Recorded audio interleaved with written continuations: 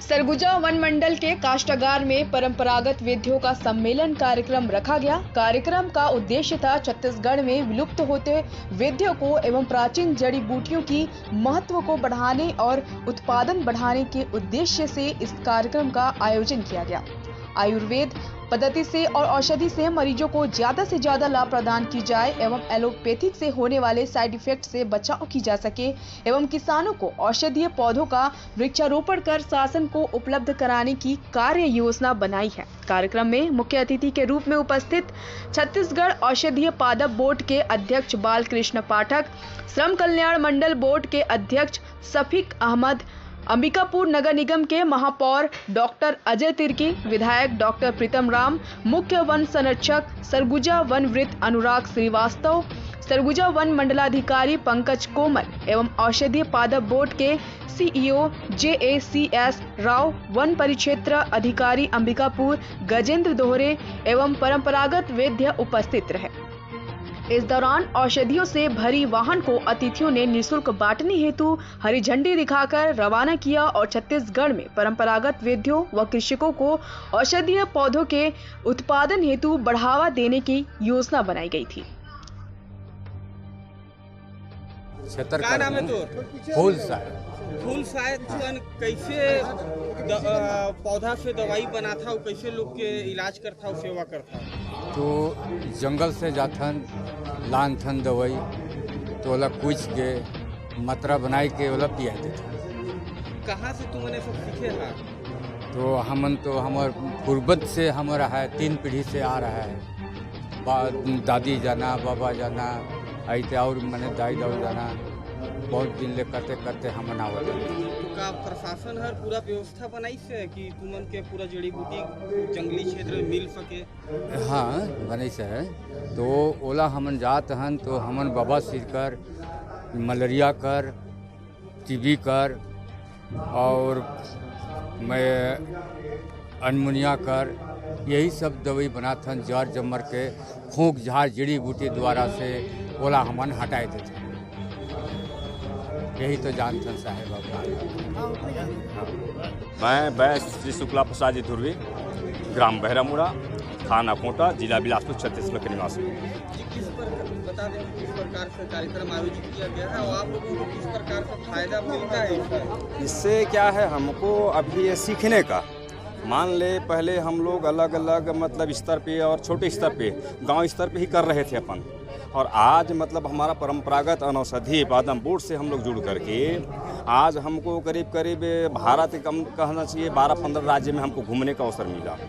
दूसरी में हमको सीखने को मिला। दूसरी में ये है कि हमारे जैसे अभी हम यहाँ आए हैं कहाँ, अंबिकापुर, तो अंबिकापुर वालों से हम लोग कुछ जानकारी ले लिए और कुछ बस्तर वालों से हम लोग जानकारी ले लिए। इससे हमारा जो आदान प्रदान हुआ तो इससे हमको आगे बढ़ने का मौका मिला।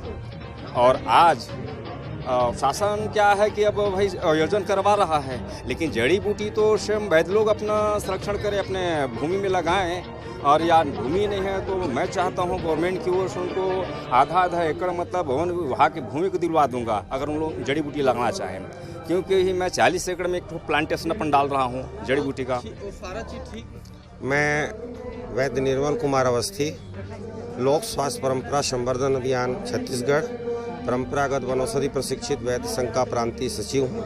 संघ में हर जिले में अलग अलग संघ हैं, जैसे हमारे दशरथ नेताम जी धनपुरी पूरा देख रहे हैं, राम प्रसाद जी। जो वन औषधि है, आप किस प्रकार से ग्रामीण क्षेत्रों में वेदों को? देखिए, भारत की रत्नगर्भा में लगभग 8600 औषधि पौधों की महत्ता पाई गई है, जिसमें छत्तीसगढ़ में 1500 औषधि पौधे पाए जाते हैं और हमारे जो पारंपरिक वैद्यों के द्वारा लगभग 785 औषधि पौधों का उपयोग होता है, जैसे सांप काटने में, बिच्छी काटने में, किसी प्रकार के अंदर शरीर के अंदर असाध्य रोग पैदा हो जाते हैं, उसकी बड़ी शर्तिया इलाज है। तो ये जो छत्तीसगढ़ राज्य औषधि पादप बोर्ड का काम है कि ये अनुसंधान करना, इन पारंपरिक वैद्यों के ज्ञान का दस्तावेजीकरण करना, इनका अनुसंधान करना। हमारा जो संघ है लगातार यह मांग कर रहा है कि अगर ये विधा तो विलुप्त हो जाएगी, तो सरकार की ये जवाबदारी बनती है कि हमारे पारंपरिक वैद्यों के ज्ञान का दस्तावेजीकरण हो, इनका अनुसंधान हो, ताकि इनकी आने वाली पीढ़ी इसके ज्ञान को संरक्षित कर सके। आज ये गरीब हैं, आदिवासी हैं, इनको सरकार के द्वारा आज तक इस तरीके के सम्मेलन तो बुलाए जाते हैं, लेकिन इनका दस्तावेजीकरण हो, अनुसंधान हो, ताकि इनकी आने वाली पीढ़ी इनके ज्ञान को जीवित रख सकते। इसलिए हमारा जो संघ है इन परंपरागत ज्ञान के पुनरुत्थान की दृष्टिकोण से सरकार के साथ में सामंजस्य स्थापित कर अपनी मांग के आधार पर ये काम कर रहा है।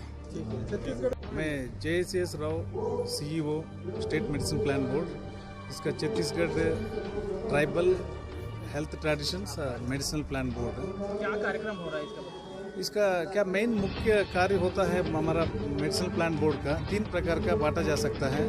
एक तो जंगल के अंदर जड़ी बूटियों का विकास, संरक्षण और विनाशविहीन विदोहन में कैसे निकाल सकता है और किसानों को या ग्रामीणों को कैसे फ़ायदा दे सकता है। ये एक जंगल के अंदर वाली बात है विकास करने का। इसके जंगल के बाहर कृषिकरण के माध्यम से कैसे हम जो इंडस्ट्री को जो डिमांड है, जैसे हर्बल इंडस्ट्री, हर्बल एक्सपोर्ट्स और आयुर्वेदिक ड्रग मैन्युफैक्चरर्स, इसके लिए बहुत ज़्यादा मात्रा में ज़रूरी पड़ता है। जंगल में तो कम होते जाता है, सो इसको आवश्यकता बढ़ रहा है। उसके लिए कृषिकरण के लिए भी हमारा बोर्ड काम करते हैं और सब्सिडी भी देते हैं, तकनीकी मार्गदर्शन वगैरह भी देते हैं। इसके साथ साथ परंपरागत वाइज लोगों का कैसे बढ़ावा देना है, कैसे डेवलप करना है, और परंपरागत वाइज लोगों का उनका जो प्रक्रिया है, कई जगह में कई प्रकार का वेरी रेयर प्रक्रिया मिलता है हमको। जैसे आंख में कोई दवाई डालेंगे रिलीफ मिल जाता है, वो अभी नया मेडिसिन का भी मुकाबला है। ये इसी प्रकार गैस है, सख्त इलाज है, बोन सेटिंग में बहुत अच्छा लोग है। सो डायबिटीज़ के लिए भी अच्छा कंट्रोल होता है। सर इसमें फिर सो वैद्य आए हुए हैं, उनको किस प्रकार से ट्रेनिंग दिया जा रहा है और किस प्रकार से उसे आप लोग मेडिसिन वगैरह जो भी उसका उपयोग करने लायक बनाए? आज का प्रोग्राम ये है, परंपरागत वैद्य लोगों का जो सम्मेलन है संभाग स्तर का, हर संभाग में करने के लिए प्रयास है, और उन लोगों को क्या आवश्यकता है और क्या और अच्छा से कर सकता है, ग्रामीणों को ज़्यादा इलाज कैसे प्राइमरी हेल्थ केयर का जो दे सकता है। एक्चुअली ये लोग कई वर्षों से, कई पीढ़ियों से जंगल से जड़ी बूटी ला रहा है, कर रहा है, बट कुछ विशेष लोग हैं और हर आदमी एक ही जैसा नहीं कर पाता है। सो इन लोगों के लिए एक प्रमाणीकरण एक इम्पॉर्टेंट मुद्दा है। क्वालिटी कंट्रोल ऑफ इंडिया करके QCI बोलते हैं, उससे प्रमाणित हमारे पास 400 से अधिक लोग होंगे, और वो क्या है कि हर चीज़ देखता है, कैसे दवाई बना रहा है, कैसे देखता है, क्या इंस्ट्रूमेंट्स हैं इनके पास, किस प्रकार का इलाज कर रहा है, डॉक्यूमेंटेशन कैसे कर रहा है, इस प्रकार का जो है परंपरागत वैद्य लोग काम कर रहा है। जो लोग कर रहे हैं उनको और अच्छे से करने के लिए हीलर हर्बल गार्डन करके हम एक नया कॉन्सेप्ट चालू किया है। हर वैद्य को उन्हीं के घर के आंगन में, जैसे रात में किसी का सांप काट दिया, रात में जाके ना करना पड़े, घर के सामने ही रहे, ऐसा 500 से 1000 पौधा वो खुद ही लगाने के लिए हम 5000 to 10,000 रुपीज़ एक स्कीम हम चला लिए हैं। और दूसरा, और इसके बाद आगे जा कर के कैसे इनका जो प्रोसेस है कुछ उसका पेटेंटिंग करना है, वो प्रक्रिया में भी हम फोकस करेंगे आगे वर्षों में। और इसके साथ साथ उनके लिए हम पंडरी में एक सेंटर खोले हैं, अभी इनाग्रेशन के लिए रेडी है। उसमें क्या है कि जगह जगह से जो अच्छा वैद्य लोगों को बुलवा करके वहीं पे बाई रोटेशन, हड्डी वाला 10 लोग है, बाई रोटेशन वो लोग रहेंगे। सो कई जगह से जो लोग आकर के दूर जाने के बजाय सेंटर प्लेस रायपुर में ही रहेगा, और अन्य स्टेट से भी, अन्य राज्यों से भी लोग आकर के उसका फ़ायदा ले सकता है। एक परंपरागत वैद्यों का प्रक्रिया को हम लगभग कितने का टारगेट है, कितने पौधे बांटने हैं पूरे छत्तीसगढ़ में, जिससे एक्चुअली ये जो होम हर्बल गार्डन के तहत निःशुल्क हम बांटते हैं, प्राइमरी हेल्थ केयर का दृष्टि में रखते हुए लगभग 20-22 लाख का इस साल हम बांट रहा है, कोविड के चलते हुए, और फोकस कर रहा है कोविड हर्ब्स का। गवर्नमेंट ऑफ इंडिया एक डायरेक्शन निकाला है, वो क्या है कि 20 हर्ब्स फॉर कोविड-19 करके।